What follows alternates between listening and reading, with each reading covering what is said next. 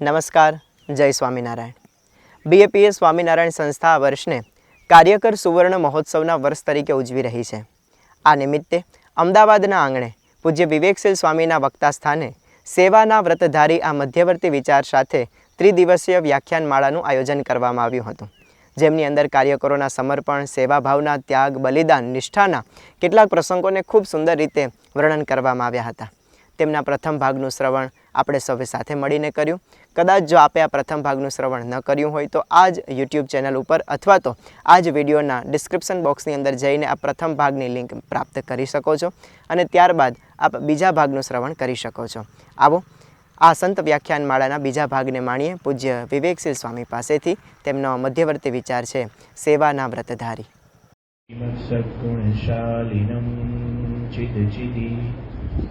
व्याप्तं च दिव्याकृतिं जीवेशाक्षरमुक्तकोटिसुखदं नैकावताराधिपं ज्ञेयं श्रीपुरुषोत्तमं मुनिवरे वेदादिकीर्त्यं विभुं तन्मूलाक्षरयुक्तमेव सहजा नन्दं च वन्दे सदा. श्री स्वामिनारायण भगवाननी जय. अक्षर पुरुषोत्तम महाराजनी जय. गुणातीतानंद स्वामी महाराजनी जय. भगतजी महाराजनी जय. शास्त्रीजी महाराजनी जय. योगीजी महाराजनी जय. गुरु हरि प्रमुख स्वामी महाराजनी जय. गुरु हरि महंत स्वामी महाराजनी जय. सूरत अक्षरधाम महोत्सवनी કાર્યકર સુવર્ણ મહોત્સવની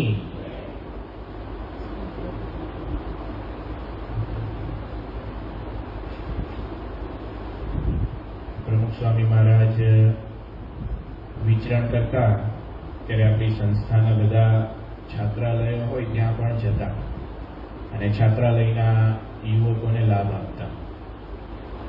એમાં પણ છાત્રાલયનો જ્યારે એન્યુઅલ ડે આવે, વાર્ષિકોત્સવ, એમાં યુવકો બધા કાર્યક્રમોની રજૂઆત કરે.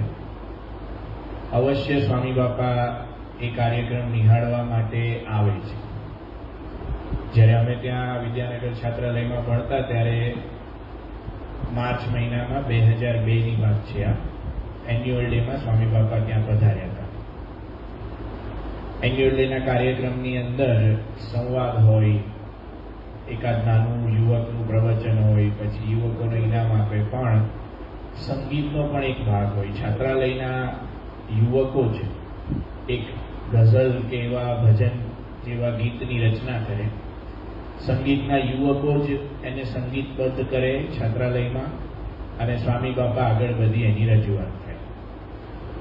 તો એ વખતે છાત્રાલયના એક ભૂતપૂર્વ વિદ્યાર્થી મુકેશભાઈ થાનકી એ જ્યારે છાત્રાલયમાં ભણતા ત્યારે સ્વામી બાપા આગળ આવી જુદી જુદી કવિતાઓ રજૂ કરતા. એમણે એક ગઝલ લખી હતી પ્રમુખ સ્વામી મહારાજ વિશે, યુવકો અને પ્રમુખ સ્વામી મહારાજ વિશે. એ ગઝલ ત્યાં સ્વામી બાપા આગળ રજૂ કરવામાં આવી હતી. ગઝલના શબ્દો એવા હતા: તમે હો સામે તો સ્વામી, જીવવા જેવું લાગે છે. તમે હો સામે તો સ્વામી, જીવવા જેવું લાગે છે. ખબર નહીં અમને જોઈને તમને કેવું લાગે છે. યુવકો છે બધા, અને આપણે અત્યારે જે અહીંયા બેઠા છે મોટા ભાગના માથે ભાત પીરસાઈ ગયેલા છે.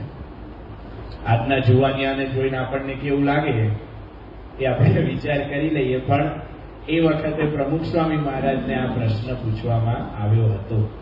પ્રમુખ સ્વામી મહારાજની ઉંમર એ વખતે લગભગ 80-82 વર્ષની હતી અને આ રીતે ગઝલ સ્વરૂપે બાપાને આ પ્રશ્ન પૂછ્યો હતો.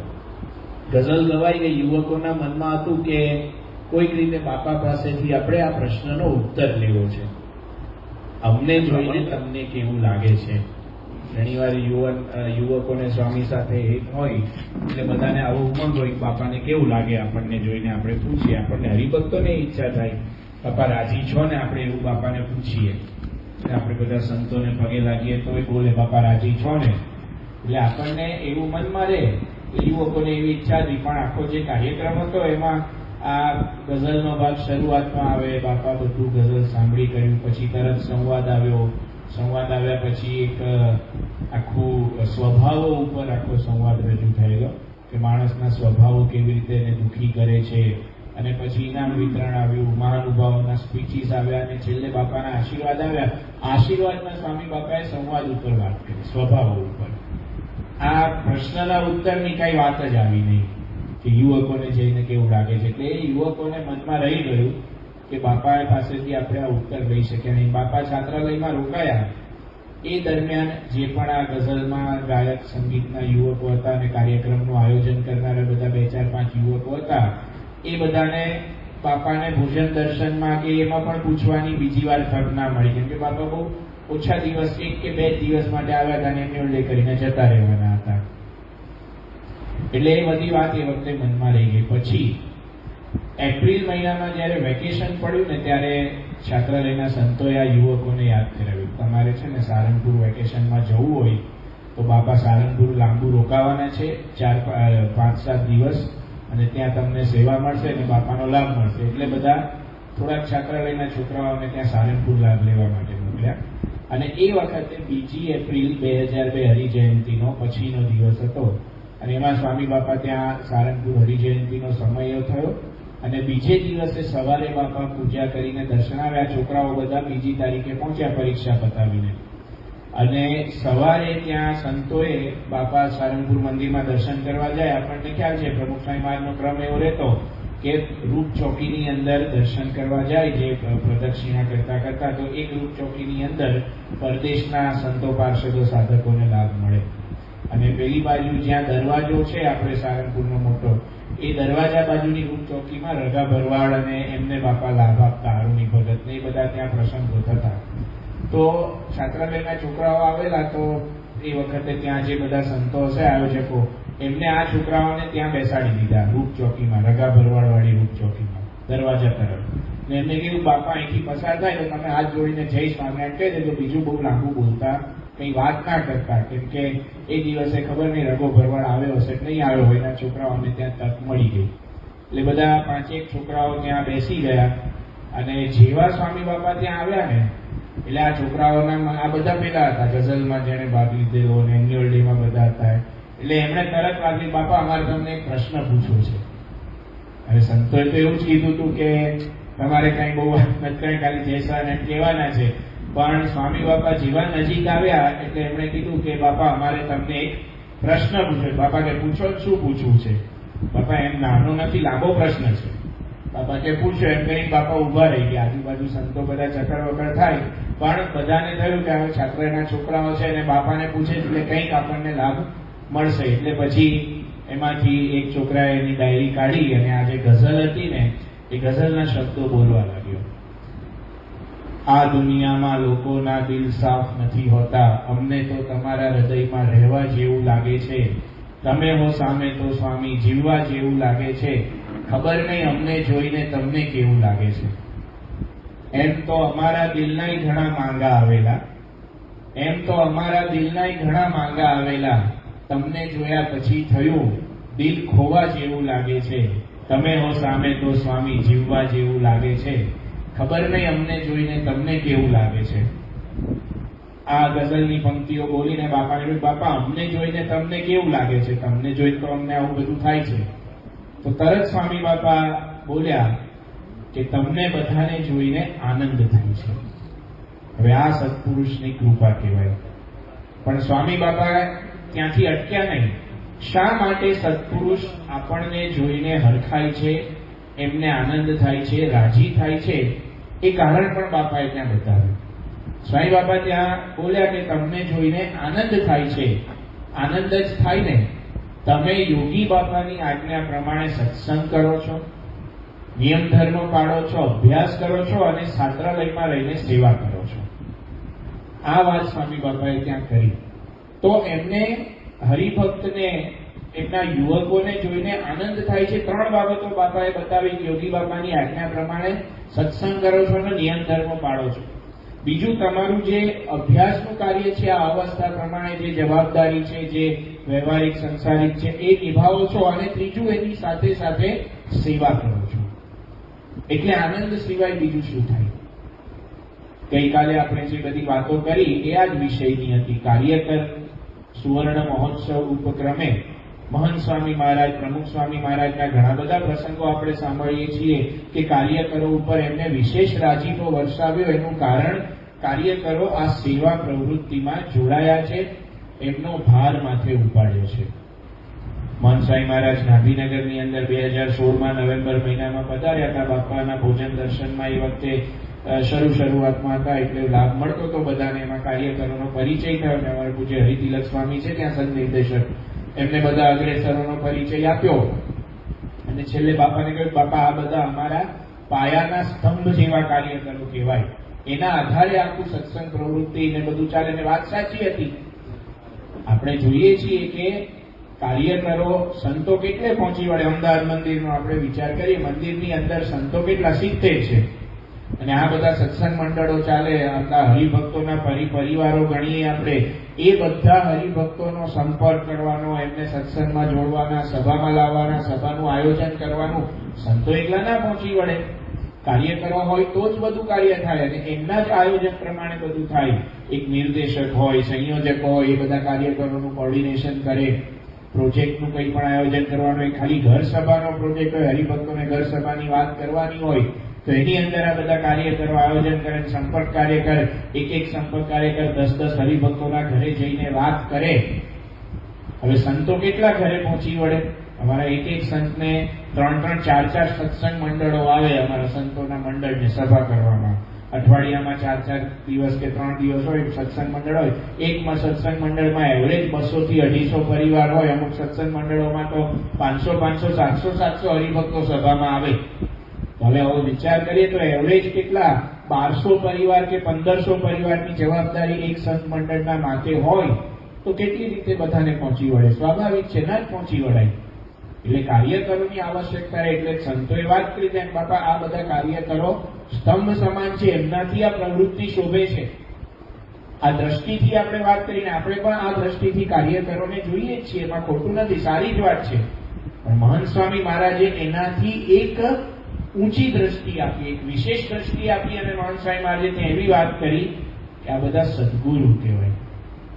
હવે આપણને આશ્ચર્ય થાય કે ગૃહસ્થને આ પ્રકારની ઉપમા આપવી ઘટે, પણ મહંત સ્વામી મહારાજે ત્યાં કહ્યું કે આ બધા સદગુરુ કહેવાય. એ કેવળ મહંત સ્વામી મહારાજ મહિમાવાચક શબ્દો નથી બોલ્યા. મહારાજે વચનામૃતની અંદર વાત કરી છે કે અમારા મોટા મોટા પરમહંસો ને હરિભક્તો છે, એમની સ્થિતિ કેવી છે? નિરંતર જાણપણારૂપ દરવાજે રહીને અંતરમાં વિકારો બેસી ન જાય એનું ધ્યાન રાખે છે. જે ગઈકાલે 2 વચનામૃતો આપણે કયા, જેમાં શ્રીજી મહારાજે સેવા પ્રવૃત્તિને સાધના તુલ્ય ગણી, અમુક આધ્યાત્મિક સાધના કરતા પણ ઊંચું સ્થાન આપ્યું. એમાં શ્રીજી મહારાજે આ જ વાત કરી છે કે પરમેશ્વરે આપેલા નિયમમાં રહીને સાવધાન થકો પ્રવૃત્તિ કરે. કાર્યકરોના જીવનની અંદર આપણને આ દેખાય છે. એ જે સેવા પ્રવૃત્તિ કરે છે એ કેવળ આ લોકની રીતે મેનેજમેન્ટ કે એડમિનિસ્ટ્રેશન એ નથી, એમાં ભક્તિ ભળે છે, એમાં સાધના ભળે છે. એટલા માટે જ્યારે મહંત સ્વામી મહારાજને આપણે આ વખતની કાર્યકર શિબિર હતી, વર્ષ 2024ની શરૂઆતમાં, કાર્યકર સુવર્ણ વર્ષની શરૂઆતમાં બાપાને કહેવામાં આવ્યું કે આ કાર્યકર શિબિરમાં આપ તો વર્ષો પહેલા મહંત સ્વામી મહારાજ વર્ષોથી કાર્યકર શિબિરોમાં પધારતા, કાર્યકરોને લાભ આપતા, ઉપદેશ આપતા. કાર્યકર શિબિરના પ્રવચન તૈયાર કરવા માટે સ્વામી બાપા 5-7 દિવસ એકાંત સ્થાને જતા રહે. તો અદલપુર આવે, ક્યારેક ગાંધીનગર પાસે આવી જાય, રાયસણ બાજુ, તો એકાંત સ્થાને જઈને આખું પ્રવચન તૈયાર કરે. કાર્યકર શિબિર માટે આટલો દાખલો કરે.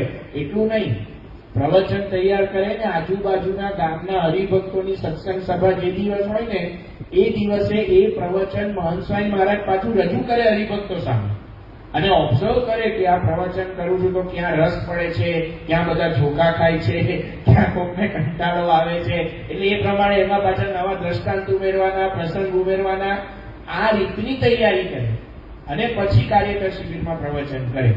એટલે આવી રીતે કાર્યકર શિબિર માટે મહંત સ્વામી મહારાજ કાર્યકરોને તૈયાર કરવામાં આવો દાખલો કરતા એક એક કાર્યકરને રાજી કરે, એમના ઘરે પધરામણીઓ કરે, વિચરણ કરતા કરતા પધરામણીનો કાર્યક્રમ ના હોય તો પણ ઊભી કરે કાર્યકરના ઘેર પધરામણી. તો મહંત સ્વામી મહારાજે વાત કરી, બાપા આપ તો પહેલા કાર્યકર શિબિરમાં લાભ આપતા, હવે તો આપ પધારવાના નથી, પણ આ વર્ષની કાર્યકર શિબિરમાં અમારી ઈચ્છા એવી છે કે આપ કાર્યકરોને કંઈક સંદેશ આપો, તો એના આપના સંદેશના આધારે અમે કાર્યકર શિબિરનો કાર્યક્રમ બનાવીએ. અને બાપાને એવી વિનંતી કરવામાં આવી સંતો દ્વારા કે આપ ચિત્ર સારા દોરો છો. તો કાર્યકર શિબિરના 5 સત્ર હોય છે. દરેક સત્રમાં અમે જે કાર્યક્રમ કરવાનું વિચારીએ છીએ તો એક એક ચિત્ર દોરી આપો આપ, અને આપના ચિત્રના આધારે આ કાર્યક્રમ કરશું. તો સ્વામી બાપાએ 5 ચિત્ર દોરી આપ્યા. 5 ચિત્ર દોરવાની વાત બાપાને કહી હતી, એમને 6 ચિત્ર દોરી આપ્યા. એટલે પહેલા 5 ચિત્ર દોર્યા, પછી 5 ચિત્રની સમરી આવી જાય એવું એક 6ઠું ચિત્ર દોર્યું, વિશેષ એમને કરી આપ્યું. તો એ 5 જે ચિત્રો દોર્યા એના આધારે આખો કાર્યકર શિબિરની અંદર બધા કાર્યકરોને વાતોને પ્રેરણા આપવામાં આવી. એમાં એક ચિત્ર સ્વામી બાપાએ દોર્યું હતું. એમાં એવું હતું કે એક કાર્યકર છે, એ માથે કપાળમાં તિલક ચાલો છે, ઊભા છે, એમના એક હાથમાં મશાલ છે, અને એ મશાલની અંદર જે અગ્નિ જ્વાળા પ્રગટે છે એમાં બાપાએ કંઈક લખ્યું હતું. અને કાર્યકરના માથા ઉપર હાથ હતો, અને હાથમાંથી આમ વરસાદના ટીપા પડતા હોય ને એમ લાઈન્સ આવતી હતી, અને એની ઉપર લખ્યું હતું રાજીપુર. અને જે પેલી મશાલ હાથમાં પકડી હતી એમાં સ્વામી બાપાએ લખ્યું હતું સેવા એ જ સાધના. સ્વામી બાપાએ સમજાવ્યું આ ચિત્ર દોરીને કે કાર્યકરો ઉપર સત્પુરુષના રાજીપાની વર્ષા થાય છે, કારણ કે એમને આ સત્સંગ પ્રવૃત્તિની જવાબદારીની મશાલ ઉપાડી છે. એ કેવળ મશાલ કે લૌકિક સત્સંગ પ્રવૃત્તિ નથી.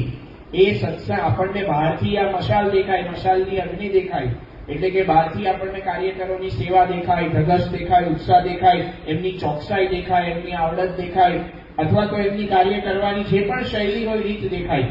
પણ મહંત સ્વામી મહારાજ કહે છે કે એ સેવા સાધના છે. કાર્યકર તરીકે આપણે જે પણ સેવા કરીએ છીએ, સત્સંગ પ્રવૃત્તિ હોય, બાળ પ્રવૃત્તિ હોય, યુવા પ્રવૃત્તિ હોય, એ જે કંઈ પણ આપણે કાર્યકર તરીકે મંદિરની અંદર આવીએ અને જે બીજી વિવિધ પ્રકારની સેવાની જવાબદારી આપણે ઉઠાવી લઈએ છીએ, એ આપણી સાધના છે. એવું મહંત સ્વામી મહારાજે ત્યાં સમજાવ્યું. આપણે થોડો વિચાર કરીએ ને તો આ વાત આપણને બધાને સમજાય એવી છે. સાધના એટલે શું? જેનાથી ભગવાન અને સંતનો રાજીપો મળે. કાર્યકર તરીકે જ્યારે આપણે સેવા કરીએ છીએ ત્યારે સહેજે જેનાથી ભગવાન અને સંતનો રાજીપો મળે એ પ્રકારની સાધના આ દેહે કરીને કરવાની તક મળે છે. એ પ્રકારની સાધના આ માનસિક રીતે કરવાની આપણને તક મળે છે. સાધનામાં પહેલું દેહે કરીને આપણે વિચાર કરીએ તો સાધનામાં પહેલું શું આવે? દેહ દમન આવે, દેહનો ભીડો વેઠવાનો, તપ કરવાનું, દેહને કાસો આપવાનો, શરીરથી સાધના. એ સ્થૂળ સાધના આપણે કહીએ છીએ. જે વચનામૃતની અંદર મહારાજે ઘણી બધી જગ્યાએ એની વાત કરી છે ને, એનાથી ભગવાનનો રાજીપો થાય, એનાથી બધું આપણે આધ્યાત્મિક માર્ગે આગળ વધાય. તો કાર્યકર તરીકે જ્યારે સેવા કરીએ ત્યારે સહેજે આ દેહે કરીને શારીરિક સાધના કરવાની તક આપણને મળતી હોય છે. આપણે એક સામાન્ય વિચાર કરીએ, એક મંડળ સંચાલક હોય, એ મંડળ સંચાલકની સેવા શું છે? દર અઠવાડિયે સત્સંગ મંડળની સભાનું બધું આયોજન કરવું, એની બધી તૈયારી કરવી. એની સાથે એની મદદમાં સંપર્ક કાર્યકરો હોય, સહસંચાલક હોય. હવે આ મંડળ સંચાલક નોકરી ધંધો વ્યવહાર તો કરે જ છે, એ કઈ નિવૃત્ત નથી અમારી જેમ, એ કઈ સંસાર છોડીને આવ્યા નથી. તો પોતાના સંસાર વ્યવહારના કાર્યોની સાથે જ્યારે આ સેવા કરવાની હોય, વિચાર કરીએ રાત્રે 9 વાગે આપણી સભા ચાલુ થવાની હોય, મંડળ સંચાલકે સભાના સ્થળે અડધો પોણો કલાક વહેલા જવું પડે. એટલે 8:30, 8:15 વાગે મંડળ સંચાલક બધા કાર્યકરો ત્યાં પહોંચે. 8:30, 8:15 વાગે પહોંચે એટલે એને ઘરેથી 5, 10, 15 મિનિટ વહેલા તો નીકળવું પડે. હવે એની નોકરી હોય, ધંધો હોય, વિચાર કરો અત્યારના જમાનાની અંદર 7, 7:30 વાગે ઓફિસથી છૂટે. આ બધા કામમાં અમુક તો કામ એવા હોય કે એમાં તો ભાઈ તમારે અમેરિકાના ક્લાયન્ટોના, અમારા આઈટીના બધા છોકરાઓ મળે તો રાત્રે બધા કોલ્સ ચાલે. શતાબ્દી મહોત્સવની અંદર બધા સેવામાં આવ્યા હતા. તો એક બે કાર્યકર સ્વામી અહીંયા ક્યાંક અમને પેલું ઇન્ટરનેટ વાઈફાઈ આપો ને, અમારે રાત્રે સેવા પૂરી થઈ જાય ને પછી ક્લાયન્ટનો કોલ લેવાનો હોય, બધું માર્ગદર્શન આપવાનું હોય, આવું બધું હોય. એટલે એ બધી વાત હોય તો ઓફિસેથી 7, 7:30 વાગે માણસ ઘરે આવે, આખો દિવસના થાકેલા પાકેલા હોય, જે ઓફિસનું બધું કામકાજ કર્યું હોય, તો સામાન્ય જે બીજા બધા માણસ છે એ શું કરે? ઘરે આવીને નિરાતે પગ લાંબા કરીને સુવાનો વિચાર કરે, કાં ખાવાનો વિચાર કરે, કાં ટીવી જોવાનો વિચાર કરે. આપણા કાર્યકરના મનમાં શું ચાલતું હોય? ફટાફટ જમીને મારે સભા ચાલુ કરવા જવાનું છે. અને કદાચ એમાં જો જમવાનો મેળ પડે ના પડે તો ભૂખ્યા રહીને સભા ચાલુ કરવા જવાની થાય, અને સભા પતે પછી રાતે 11 વાગે ઘેર જઈને જમવાનો મેળ પડે. તો શરીરને કારસો આપવાનો આવ્યો કે નહીં? મનોરંજન ગૌણ કરવાનું આવ્યું કે નહીં? આપણી જે બધી બીજી બધી લૌકિક ક્રિયાઓ છે એમાં કાપ મૂકવાનું આવ્યું કે નહીં? સહેજે સહેજે સભા સ્થળે આવે, પાથરણા પાથરવાના, ખુરશીઓ પાથરવાની, ઠાકોરજીનું આસન કરવાનું, કેડ નમાવી પડે. એમને એમ ના થાય. કાર્યકર પોતે નમે તો એનું જોઈને બીજા સંપર્ક કાર્યકરો નમે. પછી કથા કરવાની આવે તો એનું પ્રવચન તૈયાર કરવાનું. અઠવાડિયા દરમિયાન એ કથા વાંચવી પડે, પ્રવચન યાદ રાખવું પડે, પ્રસંગ બધા તૈયાર કરવા પડે. સત્સંગ સૌરભની અંદર જે બધી કથા આવી હોય, આ તો થઈ એક સભાની વાત. પણ સભા પછી આવતી સભાનું આયોજન કરવાનું. ધૂન કોણ ગાશે, આવતી સભામાં પત્રિકા કોણ વાંચશે, આ બધું આયોજન કરવાનું. આ બધી આપણને લાગે પણ આ ક્રિયાઓ છે એનાથી શરીરને, અને એમાંય નિરીક્ષકનો વિચાર કરીએ, ગામડામાં નિર્દેશકોનો વિચાર કરીએ, એમને તો વિશેષ ભીડો, વિશેષ શરીરને તકલીફ આપે. અમારા નિરીક્ષકોને સંયોજકો છે, આપણે 2 વર્ષ પહેલા એમના ઇન્ટરવ્યુ લીધા હતા કે વર્ષો પહેલા તમે જે સત્સંગ પ્રવૃત્તિ બધા કરતા કેવી રીતે કરતા, અને આજે પણ કેવી રીતે નિરીક્ષક હોય એને 3 થી 4 મંડળ હોય. પોતે જે ગામમાં રહેતા હોય એના 5-10 કિલોમીટરની વિસ્તારના આજુબાજુના 3-4 ગામોના સત્સંગ મંડળની જવાબદારી હોય. તો નિરીક્ષકને તો શું થયું? 4 મંડળોમાં જવાનું, દર અઠવાડિયે 2 મંડળમાં સભા કરવા જવાનું. અને એમાં તો એને પોતાના ગામથી દૂર જવાનું, એટલે વહેલા નીકળવું પડે. કદાચ કોઈક પાસે વાહન હોય, વાહન ના હોય તો એ પ્રમાણે એને આયોજન કરવું પડે. બસમાં જવાનું, કેટલાકને તો ચાલતા જવું પડે. એવી પરિસ્થિતિ ગામડામાં કઈ આ ગામથી બીજા ગામના વાહન દર વખતે ના મળે. અને એમાંય અંતરિયાળ જે બધા સૌરાષ્ટ્રના વિસ્તારો હોય, આ બાજુ પોશીના બાજુના આદિવાસી વિસ્તારો હોય, આ બાજુ ઉત્તર ગુજરાત, દક્ષિણ ગુજરાતના બધા તિથલ ને એ બાજુના બધા વિસ્તારો હોય, નવસારી પછી સેલવાસ બાજુના વિસ્તારો, એમાં તો વધારે તકલીફ થાય. અને મુંબઈ જેવા શહેરો હોય એમાં તો ટ્રાફિકને કારણે હલવામણી થઈ જાય દૂર બીજા મંડળમાં જવા માટે. તો નિરીક્ષક જેવા કાર્યકર છે તો એને પણ સહેજે સહેજે ઘરેથી નીકળે. અમારા અરુણભાઈ સાહેબ છે આણંદની અંદર, આપણા સંયોજક, એમને પૂછ્યું હતું કે તમે સંયોજક, અને એ વખતે તો વિદ્યાનગરથી આણંદ રહેતા, પોતે પ્રિન્સિપાલ હતા, અને પછી ત્યાં છે ગામડાઓમાં સભા કરવા જવાનું, તો તમે કેવી રીતે નીકળો? તો કે સ્વામી કોલેજથી સાંજે આવું, 4, 4:30, 5 વાગે નીકળી જવાનું, બસ પકડવાની. એ વખતે એમની પાસે કઈ સ્કૂટર કે એવું કઈ નહોતું, તો બસ પકડવાની. બસ પકડીને પહેલા ગામમાં જઈએ, 7-1 વાગે ગામમાં પહોંચીએ. ગામમાં પહોંચીને બધાનો સંપર્ક કરીએ, સભાના સ્થાને જઈએ, તૈયારી કરાવીએ. મંડળ સંચાલક બધી જોડે મદદમાં હોય. સભા પતાવીને પછી રાતે 10, 10:30, 11 વાગે ગામમાંથી નીકળીએ. ગામથી થોડાક ચાલીને આવીએ, બસની રાહ જોવાની. બસ ના મળે તો રસ્તે જતા ટ્રક પર ક્યાંક મળે એમાં બેસવાનું, અને રાતે ઘરે આવવાનું. પછી આપણે પ્રશ્ન પૂછ્યો, આમાં તમારે ખાવાનું શું? તો કે સ્વામી સવારે ટિફિન લઈને કોલેજ જઈએ, બપોરે ટિફિન ખાધું હોય, એમાંથી જો કઈ વધ્યું ઘટ્યું હોય તો સાંજે બસમાં બેસીને ગામ જતો હોઉં ને એ દરમિયાન ખાઈ લઉં. અથવા તો જો સત્સંગી ગામ હોય તો રાત્રે ગામમાં કોઈક સામેથી પૂછે કે તમે જમશો તો એને કહીએ કે મારે જમવાનું બનાવશો, બાકી ભૂખ્યા રહેવાનું. એક ટાઈમમાં આપણું ચાલી જાય. એટલી સાહજિકતાથી બોલે ને આપણને આશ્ચર્ય થાય. આ સેવા કરતા કરતા તપ, દેહ દમન, આ બધું સહેજે સહેજે થઈ જાય, આપણને સમજાતું નથી. આપણને અનુભવ છે સમયાની સેવાનો. ઉત્સવ સમયામાં આપણે સેવા કરવા માટે જે તો સહેજે સહેજે એને તકલીફ પડે. ઘરે જે રીતે આપણે રહેતા હોઈએ, ઘરે જે સુવિધા ભોગવતા હોય સુવિધા ના મળે. કોમનમાં નાવાનું હોય, ઠંડી લાગે, ને આપણા ઉત્સવ છે ને એવી સિઝનમાં આવે ને કે એમાં કંઈક વાતાવરણનું એનું વિઘ્ન હોય જ. બાપાની જન્મ જયંતિ ડિસેમ્બરમાં ઠંડીમાં આવે, અને એમાં સવારે પેલા ટેન્ટમાંથી ઉઠીને આ બાજુ કોમન બાથરૂમમાં ચાલતા ચાલતા નાહવા જવાનું. ઠંડી લાગે જ આપણને. અને એમાંય પાછું ચાલવાનું. ઉતારો છેક આ છેડે હોય, સભા મંડપ આ છેડે હોય, ને ભોજનશાળા આ બાજુ હોય, કેમ કે મોટું ગ્રાઉન્ડ કરવાનું, એટલે ચાલીને સેવાએ જવાનું. તો દેહને કારસો પડવાનો જ આ સેવાની અંદર. તો સેવામાં આ બધી સાધના સહેજે સહેજે આપણને થઈ જાય.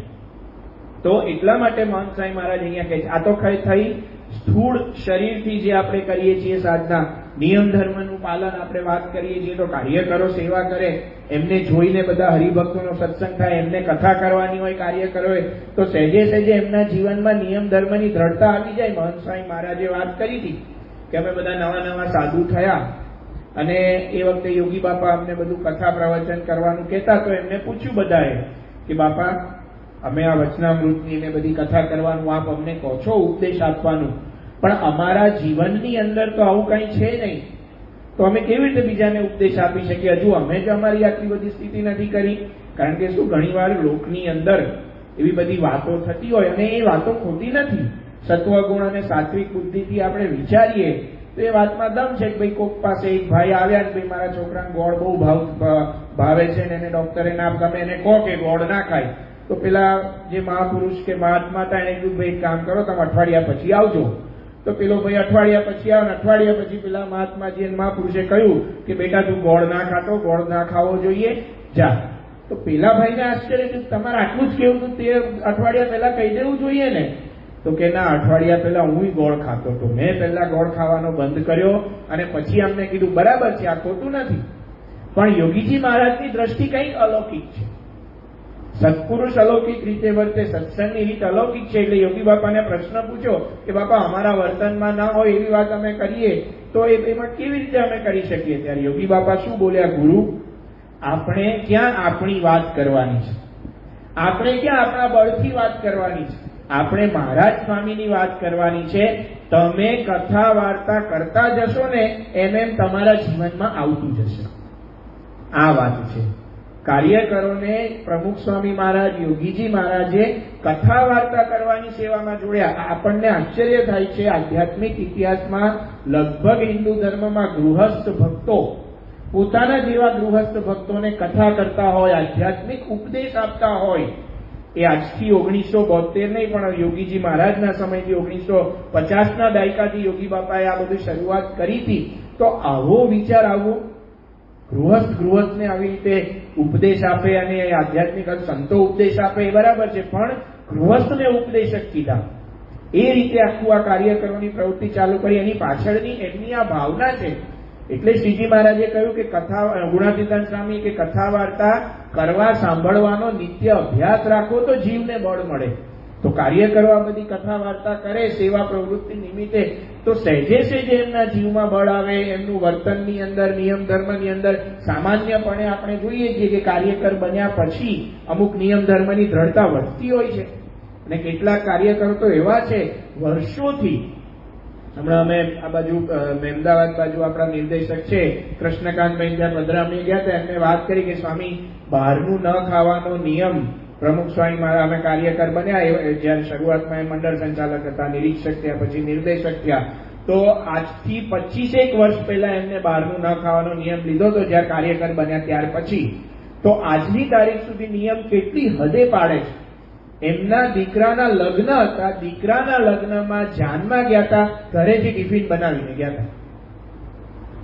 હવે આ લેવલના નિયમ ધર્મની દ્રઢતા વચ્ચે કાર્યકરોનો સર્વે કરવામાં આવ્યો, કાર્યકરોને પૂછવામાં આવ્યું, અગ્રેસર કાર્યકરોને, કે સ્ત્રી પુરુષ મર્યાદાના આપણા નિયમો છે.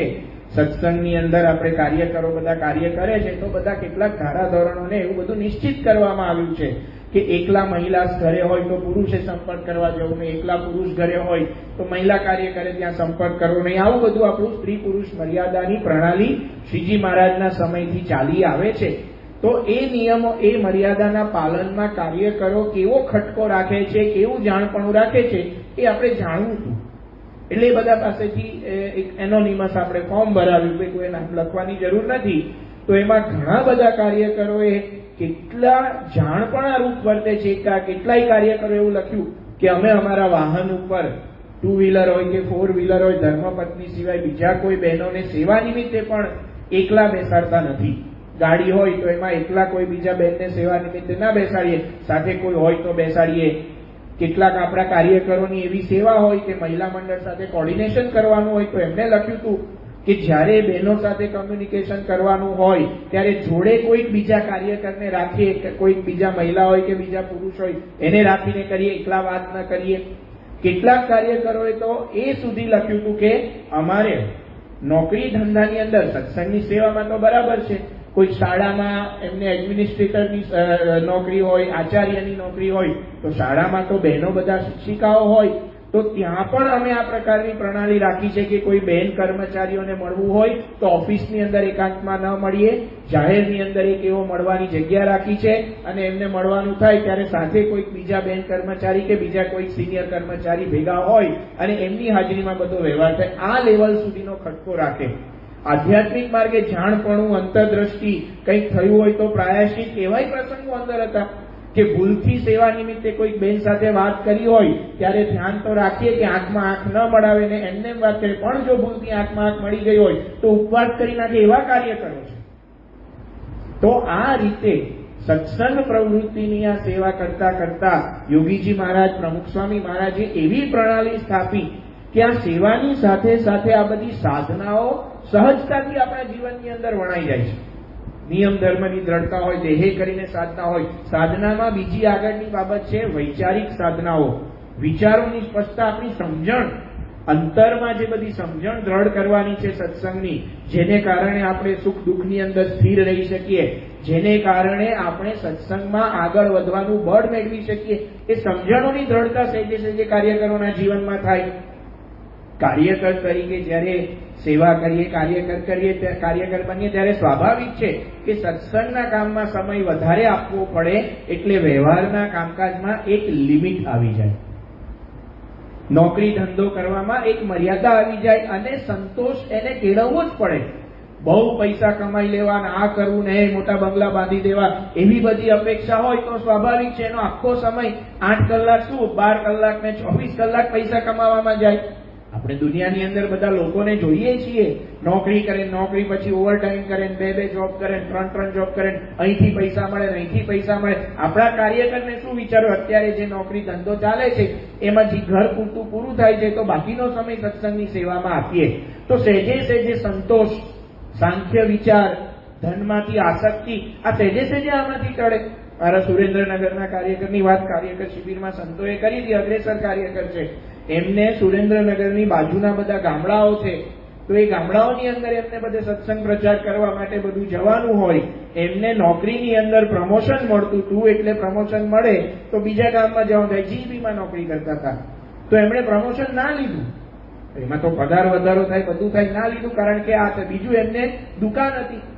એ દુકાન ચલાવવામાં સમય જતો હતો તો દુકાન બંધ કરી દીધી. જેમ જેમ એમને કાર્યની જવાબદારી વધે, પેલા મંડળ સંચાલક હોય એટલે 1 મંડળ હોય, નિરીક્ષક બને એટલે 4 મંડળ આવે, નિર્દેશક બને એટલે 10-12 મંડળ કે 15 મંડળ આવે, તો નિર્દેશક બને. આ બધી જવાબદારી આવી તો એમને દુકાનમાં કામ ઓછું કરી નાખ્યું અને સત્સંગની સેવામાં કે ગામમાં એમની જમીન હતી ખેતી કરવાની, એ જમીન ભાગે આપી દીધી. ભાઈ મારે હવે એમાં સમય આપવો નથી, હું વધારે સમય સત્સંગમાં આપીશ. ભુજના નિર્દેશકની વાત ત્યાંના કોઠારી સ્વામીએ કરી હતી.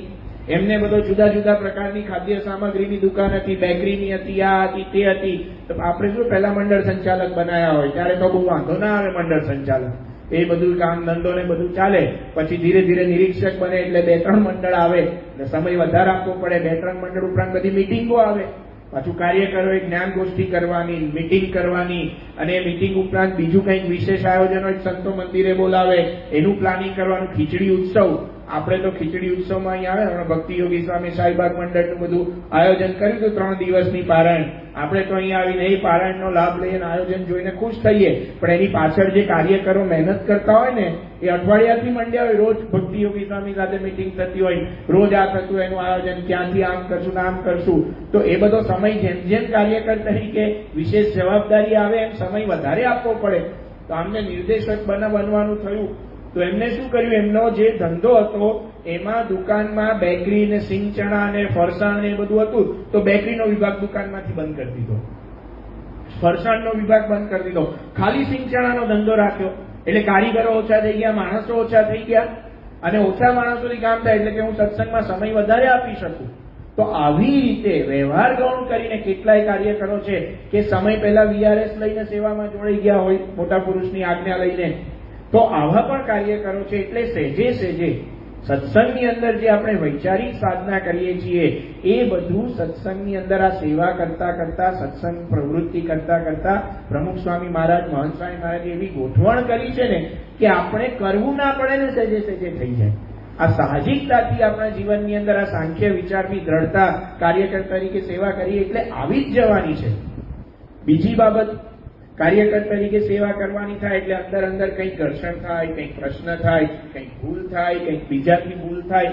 એટલે જ આ સેવાની અંદર ભગવાનનું કરતાપણું, સમજણ, માન અપમાનમાં સ્થિરતા, એ બધું પણ સહેજે સહેજે દ્રઢ થાય. ઘણા કાર્યકરો એવા છે કે સેવા કરતા કરતા એમનું કંઈક અપમાન થયું હોય. અત્યારે આ વખતની અઠવાડિક સભામાં આખું આનું પ્રવચન આપ્યું છે આપણે કે માન અપમાનમાં કેવી રીતે સ્થિર રહીને ભગવાન અને ગુરુને રાજી કરવા માટે આ બધા કાર્યકરો સેવા કરે છે. અમારા નારાયણભાઈ ફળદુ વાત કરતા હતા કે એ વખતે જયારે 1981-85માં બાપાએ જયારે બે ઉત્સવો કર્યા ને એમાં એક સાથે 200 યુવાનોને બધી દીક્ષા આપી.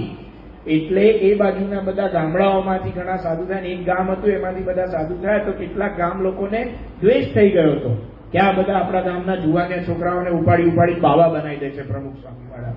એટલે એ ગામમાં છે ને કાર્યકરો કોઈ જાય તો એમને આવવા ના દે. તો આ નારાયણભાઈ એ વખતે ત્યાં અગ્રેસર તરીકે સેવા કરતા હતા, ત્યાં ગયા હશે તો એક ગામના ભાઈએ એમને પકડીને માર્યો. પણ એમને કઈ કર્યું નહીં. બાપાની જે રુચિ પ્રમાણે શાંતિથી એ કરીને સભા કરવા જે કામ કરે કરી પાછા આવી ગયા. તો ધીરે ધીરે નારાયણભાઈ કહે છે કે 10 વર્ષે, 15 વર્ષે, 20 વર્ષે જેણે મને માર્યો હતો ને એને ધીરે ધીરે સત્સંગ થયો, સત્સંગી થયો અને આજે એ ભાઈ એમની નીચે કાર્ય કરશે. તો આવી રીતે માન અપમાન થાય, સહન કરવું પડે. ગામડાની અંદર અમારા BF પટેલનો પ્રસંગ બાપાના રિપોર્ટમાં આવ્યો હતો. વડોદરાના કાર્યકર છે, પંચમહાલ બાજુ સત્સંગ કરાવવા માટે જાય. ત્યાં એક આદિવાસી ગામમાં ગયા હશે અને એ ગામના કેટલાક અસામાજિક તત્વોને આ બધું પસંદ નહીં તો એમના સાથેના પેલા નિર્દેશક એને પકડીને માર્યો લાકડીથી બધાએ અને મારીને કાઢી મૂક્યા ગામમાંથી. તોય બીજે દિવસે પાછા ગયા અને પેલા લોકોને જ ભેગા કરીને કથા વાર્તા કરી અને એમને સમજાવ્યા. આવી કરતા કરતા કરતા એ બધા સત્સંગી કરી દીધા. તો જો માન અપમાન થાય, આવા વિઘ્નો આવે, તકલીફ પડે, શ્રીજી મહારાજે વચનામૃતમાં કહ્યું છે કે ભગવાન અને ભગવાનના ભક્તની સેવા કરવાથી જીવમાં બળ આવે છે અને જીવને બળ પામવાનો આથી વિશેષ શ્રેષ્ઠ બીજો કોઈ ઉપાય નથી. આ સેવા જે આપણે કરીએ છીએ એ સાધના એટલા માટે છે કે એમાં આ બધી રીતે આપણા જીવને બળ આવે, આવા વિચારોની દ્રઢતા થાય, નિર્માણીપણું આવે, આ બધું થાય. શ્રીજી મહારાજને પ્રમુખ સ્વામી મહારાજ બીજી વિશેષ વાત સમજાવે છે કે સત્સંગની અંદર આ પ્રવૃત્તિને સેવા આપણે કરીએ છીએ એનાથી સાધના કેવી રીતે બને છે. તો મુખ્ય બાબત ત્યાં એ સમજાવે છે કે સેવામાં આપણા સ્વભાવ અને પ્રકૃતિ ઉપર ઘસારો આવે, એનો ખબર પડે. સ્વભાવ પ્રકૃતિ આપણી અંદર છે, કયા દોષો છે, આપણી શું ખામી છે એ ખબર પડે, અંતરદ્રષ્ટિ થાય. આધ્યાત્મિક માર્ગે અંતરદ્રષ્ટિ થવી, પોતાની ખામી ઓળખાવી એ પહેલું પગથિયું છે અને બહુ અગત્યનું પગથિયું છે. ભગવાનની કૃપા વિના ક્યારેય પોતાના દોષ ઓળખાય નહીં. જબ હરી કૃપા હોવત હૈ તબ સુજત અપના દોષ. પોતાનો દોષ માણસને ઓળખાવો બહુ અઘરું છે, નથી ઓળખાતા માણસને પોતાના દોષ. અમારા પૂજ્ય નારાયણ મુનિ સ્વામી દ્રષ્ટાંત આપે છે કે એક ભાઈ હતા, ફ્લેટની અંદર આમ ઉપર નીચે બધા રહેતા હોય ને તો પેલા ભાઈ નીચે બેઠા હતા ને ઉપલા ફ્લેટમાં ધડાકો થયો. આમ મોટો ધબ દઈને આમ અવાજ આવ્યો, કંઈક પડ્યું હોય એવું. એટલે એમણે પૂછ્યું કે આમ બારીથી બહાર શું થયું, કઈ પડ્યું? તો કે આ મારું ધોતિયું પડ્યું. એવું ના કે ધોતિયામાં હું હતો ને હું પડી ગયો. માણસને આમ નાની નાની બાબતોમાં આપણે જોઈએ કોઈક આપણે પડીએ ને, ઠોકર ખાઈને પડીએ ને એટલે પહેલું આપણે શું જોઈએ કે આજુબાજુ કોઈ જોતું નથી. આપણી ખામી બીજાને દેખાય અથવા તો આપણી ખામી આપણને પોતાને નથી દેખાતી. પણ શ્રીજી મહારાજને પ્રમુખ સ્વામી મહારાજ સમજાવે છે કે સેવા પ્રવૃત્તિ કરીએ એટલે સ્વભાવો બહાર આવે, આપણને ખબર પડે કે આપણામાં સ્વભાવ છે. સેવા નિમિત્તે કંઈક એવું આગું પાછું થયું ને આપણને ગુસ્સો આવે, આપણને ખબર પડે કે આપણામાં ગુસ્સો છે.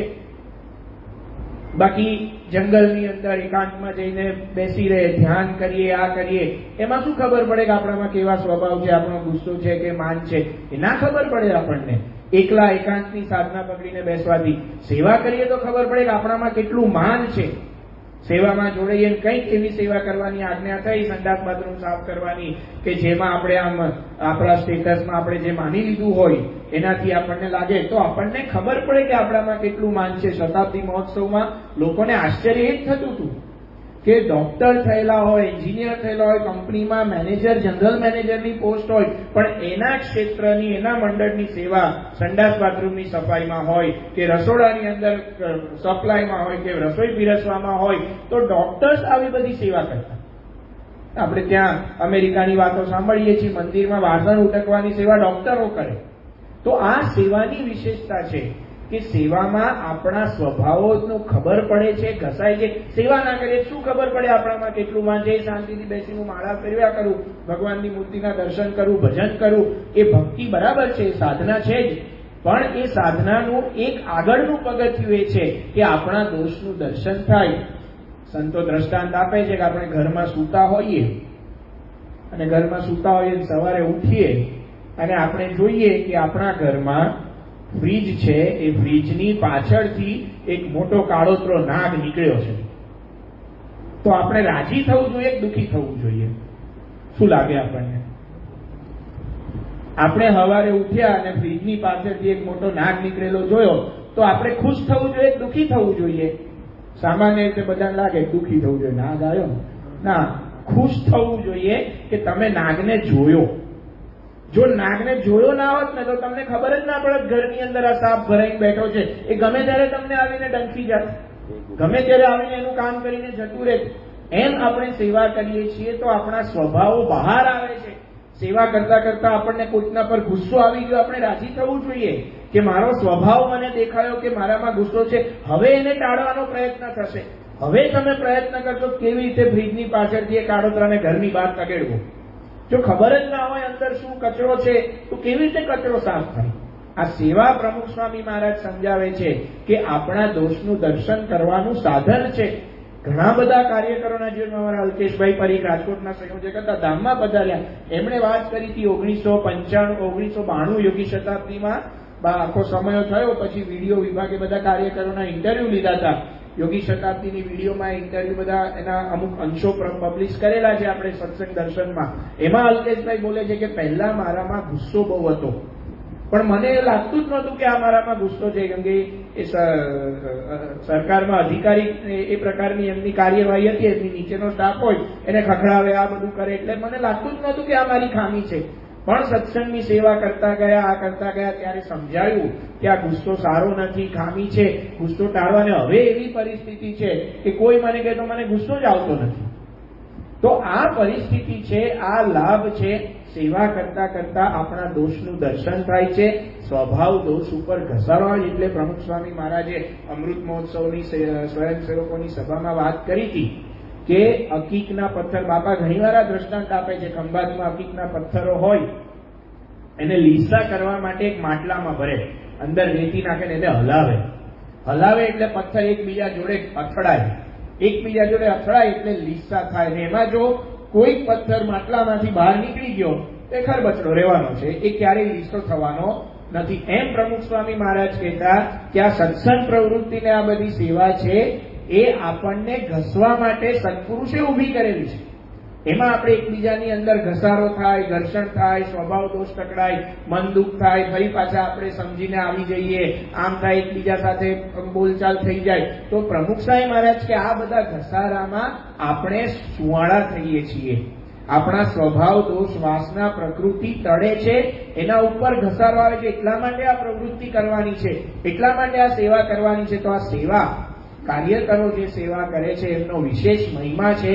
એનું એક કારણ આ છે કે કાર્યકરો જે સેવા કરે છે એ સેવા એક સાધના છે. એ સેવાની પદ્ધતિ જ એ રીતે આ સંપ્રદાયની અંદર આપણા ગુરુવર્યોએ સેટ કરી છે કે એ સાધના બની જાય. યોગી બાપા શું કહેતા, એમને પૂછ્યું કે તમારી સ્થિતિ કેવી રીતે થઈ? વાસણ ઉટકવાથી સ્થિતિ થઈ. હવે વાસણ ઉટકવાથી સ્થિતિ થાય તો આપણે ઉટકવા માંડીએ વાસણ. પણ યોગીજી મહારાજ કીધું કે ગુરુ શાસ્ત્રીજી મહારાજની આજ્ઞાથી વાસણ ઉટકવાથી સ્થિતિ થઈ. આ સેવા. તો સેવાથી આવી આ સાધના બને છે. એનું બીજું કારણ છે એ સેવા આપણે કોના માટે કરીએ છીએ? કોની આજ્ઞાથી કરીએ છીએ.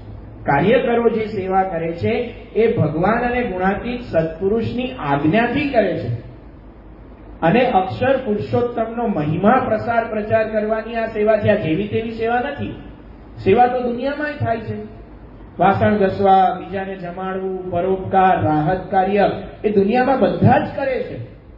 પણ અહીંયા જે સેવા થાય છે આ કાર્યકરો દ્વારા, એ કાર્યકરો દ્વારા જે સેવા થાય છે એ અક્ષર પુરુષોત્તમનું જે સનાતન જ્ઞાન અને જે જ્ઞાનથી લોકોના જીવનમાં શાંતિ આવે, જે જ્ઞાનથી બીજા માણસો કલ્યાણના માર્ગે આગળ વધી શકે, એ જગ્યાએ એમનો પ્રયત્ન છે. એના માટે સાધના થાય છે. સાધના લોકમાં ઘણી બધી જગ્યાએ થાય છે, પણ એ સાધનાનું યથાર્થ ફળ, જે સાધના શેના માટે કરવામાં આવે છે ને એનાથી એનું ફળ મળે. યોગી બાપા આ વાત સમજાવવા માટે એક બહુ કથા કહેતા, સંજીવની વિદ્યાની. 4 બ્રાહ્મણના દીકરાઓ હતા, વિદ્યા અધ્યયન કરવા માટે ગુરુ પાસે ગયા. આશ્રમમાં રહીને ગુરુ પાસે બધું શીખ્યા અને એમને ઈચ્છા હતી કે અમારે સંજીવની વિદ્યા શીખવી છે. બરાબર, ગુરુને પ્રસન્ન કર્યા, સેવા કરી અને ગુરુએ એમને સંજીવની વિદ્યા શીખવાડી. 3 મંત્રો શીખવાડ્યા અને એ 3 મંત્રોમાં એ લોકો માહેર થયા. પછી આશ્રમમાંથી ઘરે પાછા ફરતા હતા. રસ્તામાં જંગલ આવ્યું અને જંગલમાં એક ઝાડ નીચે વિસામો ખાવા બેઠા ને ત્યાં દૂર કેટલાક હાડકા પડેલા જોયા. એટલે જે પેલા 3-4 ભાઈઓ હતા ને એમાંથી નાના ભાઈને ચટપટી થઈ કે આપણે સંજીવની વિદ્યા શીખ્યા છે ને આ કોક મરી ગયું લાગે, હાલો ને વિદ્યા અજમાવીએ તો ખરા. હજુ આમાં એનું પ્રેક્ટિકલ એપ્લિકેશન નહોતી કરી એની વિદ્યાની. થિયરી શીખ્યા હતા અને થિયરીમાં જે ગુરુ આમ પ્રયોગશાળાની અંદર જે પ્રેક્ટિકલ કરાવે એટલા પ્રેક્ટિકલ કર્યા હશે, રિયલ લાઈફના પ્રેક્ટિકલ નહોતા કર્યા. એટલે પેલા ચટપટી થઈ, હાલો કોકને જીવતા કરીએ. એટલે જે બીજા 3 ભાઈઓ હતા ને એ થોડાક વિચક્ષણ હતા. એને કીધું, કલ્યા ભાઈ, આ હાડકા છે ને સિંહના લાગે છે, જેવા તેવાના નથી, અહીંયા આપણે ના જીવતા કરે. તો કે ના ટ્રાય તો કરીએ. એટલે એને પહેલો મંત્ર ભણ્યો તો યોગી બાપા વર્ણન કરે કે બધા હાડકા ભેગા થઈ આખું સિંહનું હાડપિંજર બન્યું પહેલા મંત્રમાં. એટલે પેલા બીજો જે ભાઈ હતો ને કે ભાઈ આ સિંહ જ છે, આમાં હવે રહેવા દઈએ, આપણે આગળ નથી કરવું. પણ હવે આમાં શું, એકવાર પેલું આમ થોડું કરી દીધું હોય ને કે આમ આંગળી પકડે, આંગળી આપે, હાથ ચાલે એટલે રહેવાય નહીં. આમ ઘણી વાર આપણે કંઈક ખાવાનું ખાઈએ તો આમ એક ભજ્યું ખાધું હોય ને પછી બીજું ભજ્યું ખાયા વિના રહેવાય નહીં, જો એનો સ્વાદ બરાબર હોય તો. વેફર ને સિંગ ચણા ને એમાં એટલે પેલાને ચટપટી વધી કે નાના કઈ નહીં થાય, આપણે અજમાઈએ તો ખરા, કેવી વિદ્યા શીખ્યા છીએ. તેમ કરી બીજો મંત્ર ભણ્યો તો બધું હાડકું ચામડા આવીને આખો સિંહનું શરીર બની ગયું. પેલા લોકો ભાઈ હવે તો આપણે જઈએ, આ સિંહનું શરીર બની ગયું, અત્યારે પ્રાણ નથી એટલે સારું છે. પેલો કે ના હવે જોઈએ તો ખરા કે ગુરુએ વિદ્યા શીખવાડી છે, શું થાય છે, વિદ્યા કામ કરે. એને એની વિદ્યા નહીં જ પડી હતી. મારી વિદ્યા મારે અજમાવી છે, હું જે શીખ્યો છું એ મારે અજમાવવું છે. એટલે પેલા 3 ભાઈને લાગ્યું કે હવે આ મારો હારો માને એવો નથી. એ 3 જણા ઝાડ ઉપર ચડી ગયા અને પેલા એ ત્રીજો મંત્ર ભણ્યો અને સિંહ જીવતો થયો, એને જ આવીને ખાઈ ગયો. પોતાની વિદ્યા પોતાને માથે પડી. યોગી બાપા કહેતા કે વિદ્યા ભણ્યા પણ એનો ઉપયોગ ક્યાં કરવો એ ના આવડે ને તે આવું થાય. યોગી બાપા કે એને કરતા કોઈક બીજા હારા માણસને જીવતા કર્યા હોત તો આખી જિંદગી એનો ઉપકાર રાખત ને સેવા કરત. એમ યોગી બાપા કે આપણે જે પણ સાધના કરીએ છીએ, આપણી જે પણ શક્તિ છે, આપણી જે પણ આવડત છે, આપણો જે પણ સમય છે, એનો ઉપયોગ શાના માટે કરીએ છીએ એના આધારે એનું ફળ હોય. કાર્યકરો આજે સેવા કરે છે, કોકને ભજન ગાતા આવડે, કોકને કથા કરતા આવડે, કોકને આયોજન કરતા આવડે, કોકને બીજી બધી એમની શક્તિ હોય, કોકને ખાલી સમય આપે અને એ રીતે બધી સેવા કરે. પણ એ સેવા શેના માટે વપરાય છે? પ્રમુખ સ્વામી મહારાજ જયારે મેળાવની પ્રતિષ્ઠા થઈ ત્યારે સ્વયંસેવકોની સભામાં આશીર્વાદ આપતા બોલ્યા હતા કે આપણે આ જે કાર્ય કરીએ છીએ એ કોઈ વ્યક્તિ માટે નથી કરતા. આપણે જે કાર્ય કરીએ છીએ એ અક્ષર પુરુષોત્તમનું, ભગવાનનું કાર્ય છે, કલ્યાણનું કાર્ય છે, શાસ્ત્રીજી મહારાજનું કાર્ય છે. તો આ જે કાર્ય અને આ સેવા કાર્યકરો કરે છે એની બીજી વિશેષતા એ છે કે કોના માટે કાર્ય કરે છે, શાના માટે, અને એ કાર્યથી એટલા માટે જ આ સેવા પ્રવૃત્તિનું અલૌકિક અને અદ્ભુત ફળ કહેવામાં આવ્યું છે. અક્ષર પુરુષોત્તમ બ્રહ્મ અને પરબ્રહ્મની સેવા ગુરુની આજ્ઞા પ્રમાણે જે કરવામાં આવે છે એ સેવા સાધના તો બને જ છે, પણ સાથે સાથે એનું ફળ પણ એવું ઉચ્ચ મળે છે. કેવું ફળ આ સેવાનું મળે છે એની વિશેષ વાતો આપણે આવતીકાલની પારાયણમાં કરશું. આજે અહીંયા કથાને વિરામ આપીએ. સ્વામિનારાયણ નારાયણ નારાયણ.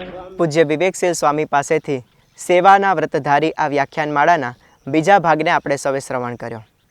આપ સૌને નમ્ર વિનંતી છે કે આ જ સેવાના વ્રતધારી વ્યાખ્યાનમાળાના ત્રીજા ભાગને સાંભળવા માટે જો આપ આ ચેનલ સાથે સંકળાયેલા ન હોય તો આ ચેનલને અવશ્ય સબસ્ક્રાઈબ કરજો. આપને આ વાત પસંદ પડી હોય તો વિડીયોને લાઇક કરજો, અનુરૂપ કોમેન્ટ કરજો અને આપના સગા સ્નેહી, આપના મંડળ સુધી આ વાતને અવશ્ય શેર કરજો.